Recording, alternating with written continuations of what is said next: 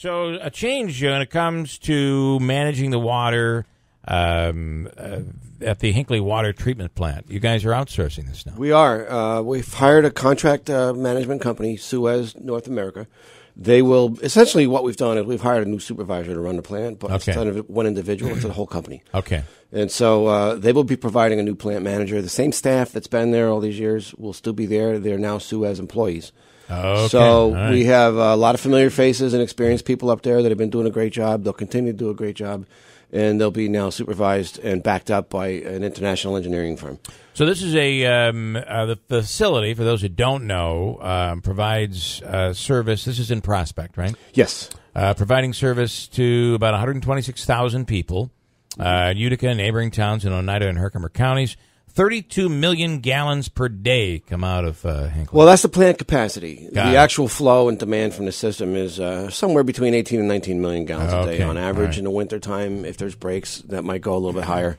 All right. But we have excess capacity in the plant, which is one of the reasons why we have an attractive site for manufacturing. All right. Can I ask, this doesn't solve the issue with the occasional drought and low water up there, does it? Because wasn't that being controlled? Wasn't the issue with the state or the company that takes the water? Right. They're tied to the canal. Yeah. This change really is just to make sure that we can deal with challenges that lie ahead. The water industry is changing. We know that there are some significant problems that we're going to face.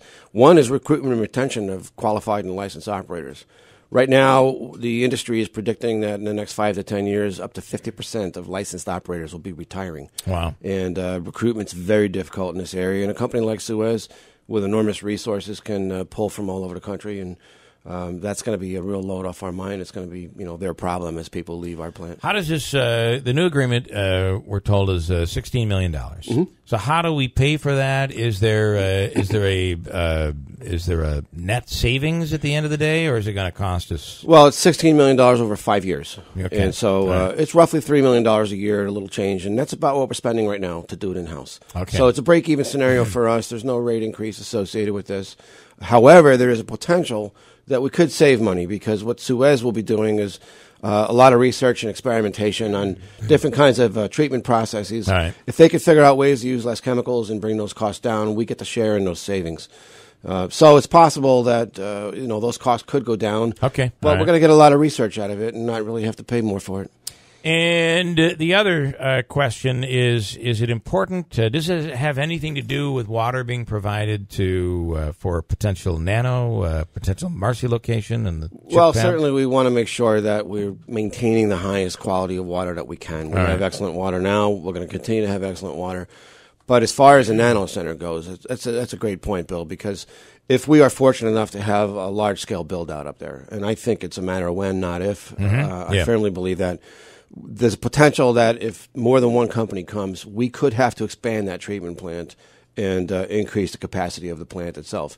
So having a company on site that's an international engineering firm certainly makes it a lot easier to manage a build-out like that and stay ahead of any kind of a build-out schedule for manufacturing at the site. Can I ask as well, is this, Bill had alluded to other projects as well. When we had talked before about bringing in a nano chip manufacturer, we had asked you, and there was adequate capacity to meet those needs. Has something changed there that maybe we would have to expand? No, the first plant coming in could draw anywhere between 2 million to 5 or 6 million gallons a day, and we can handle that very comfortably right now. It would only be if a second plant came in and the usage went up above that we'd have to look very carefully about not only expanding the plant, but also the transmission lines that bring the water from the plant down into the system. Well, that'd be a good problem to have. That'd be a great problem to have. Yeah, it really would. So, okay, so at the end of the day, it's really not costing anybody anymore, but it could result, you believe, in streamlining costs and maybe some savings down the road. And it's an extra measure of assurance that we're going to be in compliance with all the regulations and have great water. Okay. Who was the winner of the Oneida County water contest? Did you see? Camden. Well, I'm not sure about that. I must have missed how did that happen? Camden got Camden won at the county fair. I think. Did you guys compete? How does that work? And who's the taste tester, by the way? I assume you don't provide water to Camden we based on that response. Subjective matter. So. Okay, all right. I do kind of wonder. I mean, a lot of it is very subjective because you can go like my parents have well water, and I love their water. Right. And it depends. I go to other places, and I don't really like the water. It's a matter of taste. It's I've really been to quite cities around the interesting. country where I don't want to drink their water either. And Yeah. people there are used to it, and the brain manages to adapt to certain things. Well, New York does, City's yeah. got delicious. I mean, they have some Yeah. of the best water around New York City. Comes from the Catskills mostly. And I do also, once the water is bottled, can we really taste the difference in the water, or is it packaging that makes you? You mean like spring water? Like, Correct, Oh yeah. yeah.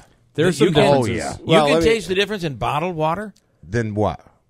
Certain brands? Correct. Oh yeah. I'll tell you what, though, one don't of the think reasons you why can. you do taste that difference is the last thing they do before they bottle it is take the chlorine out of it. So Ah, it sits on a right. shelf, and depending on how long it sits there, you could have minor problems with it. We did an experiment about 10 years ago, and we took about 9 or 10 bottles, brands rather, of bottled Yeah. water, Yeah. put them under our electron microscope, and every single one of those brands had more background bacterial levels than our own tap water did. Wow. Nothing harmful. Yeah. But if you're a person that's immunocompromised, Yeah. maybe it's something you want to be concerned about. How about this? I always wonder is so they're moving the water into the warehouse, and the water is sitting there. How long does it sit there in those plastic bottles in the warehouse? Has it been sitting out in the sun? Do you have a bottled water that's been sitting out in the sun in that plastic bottle in your car, and you get in, you cool it off, and you now consume? Have any of those chemicals made their way into the water? I do wonder about that. Yeah, I drink tap water. I might buy a bottle once a month, and then when it's empty, I refill it from my sink and I throw it in my refrigerator, and it works out fine. And they say that can carry bacteria. As long as you get rid of that bottle or disinfect it. Sometimes I'll throw some bleach in it and rinse it out. And that's fine again. I'll give you one more item. Because of the plastics, they now sell this water in a cardboard container. Yeah, it's the plastics and also the light, as you mentioned. Right. You Letting want to that make sure light it's in. not exposed to the light. Yeah. Okay. All right. So we aren't going to talk about Camden water. Okay. Thank you very at all. much. So we won't bring that up. Pat Becher, thank you so much. My Appreciate pleasure. it.